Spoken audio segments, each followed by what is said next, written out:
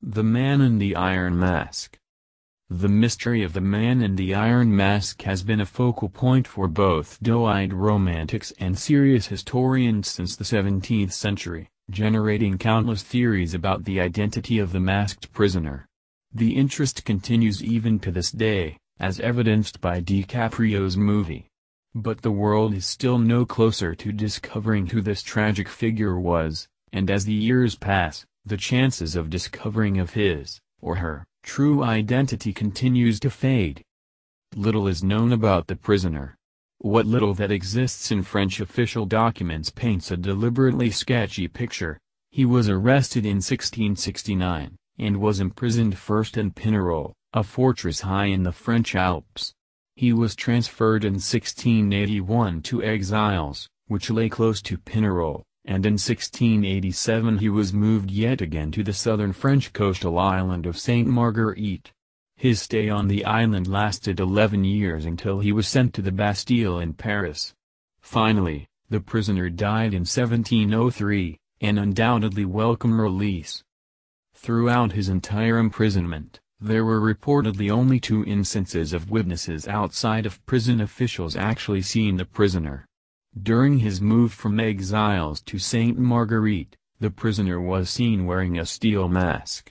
With the move to the Bastille, this cumbersome disguise was replaced with a more humane mask of black velvet.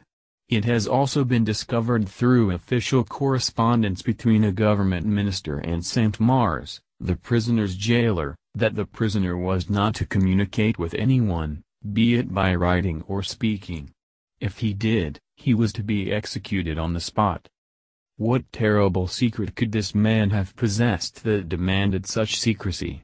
Historians have wondered why he was even kept alive. If the knowledge he held was of such danger to the king and government, wouldn't it have been politically safer simply to kill him? And why such a concern over people seeing his face?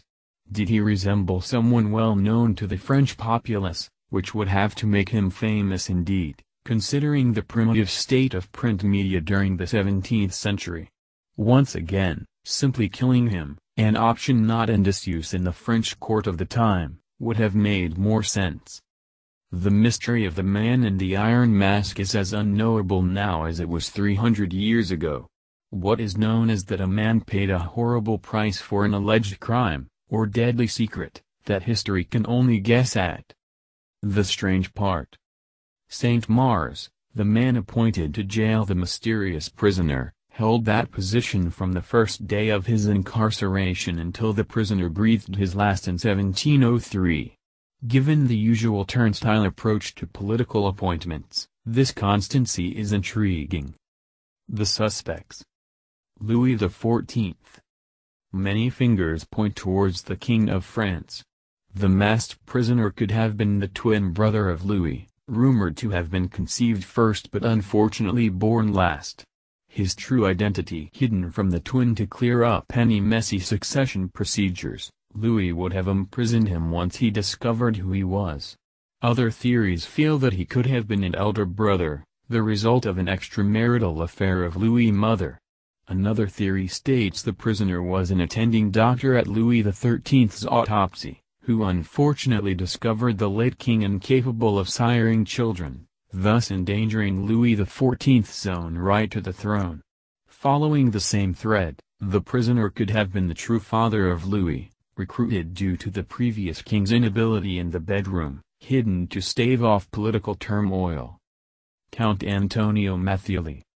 He may have been the prisoner, wearing the mask for the most pointless of reasons, because it was the fashionable thing to do in Italy at the time. Louis Oldendorff. A Lorraine nobleman, Oldendorff was the leader of the secret order of the Temple.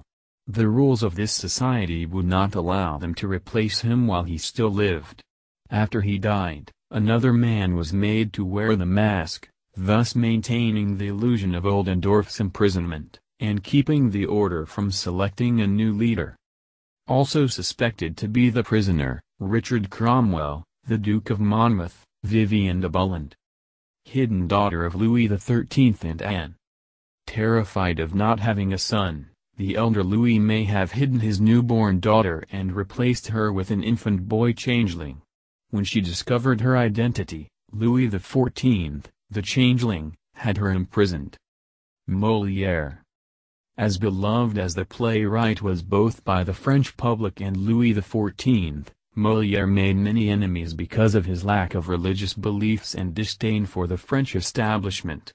He especially angered the Company of the Holy Sacrament, a strong and influential Catholic group. The theory follows that Molière's death was staged in 1673, with the playwright becoming the Man in the Iron Mask as punishment. Nicolas Fouquet. Fouquet was allegedly imprisoned for discovering hidden knowledge that Christ didn't die on the cross, but survived, leading to a secret bloodline of direct ancestors. Most convincing evidence. The fact that the prisoner wasn't simply killed indicates that there must have been a royal connection. Anyone else would have been left to an unmarked grave or garrote. Most mysterious fact. Despite the backstabbing of French politics, despite the gains that could be made by revealing who this prisoner was, despite methodical examination of records, there is no indication of who the prisoner was.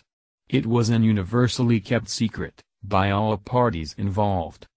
Skeptically speaking, the identity of the Man in the Iron Mask is so well hidden one can surmise it's simply because he didn't exist at all. The vision of such a figure would go far in quelling any dissidence to the king's rule. The prospect of lifelong imprisonment will do that.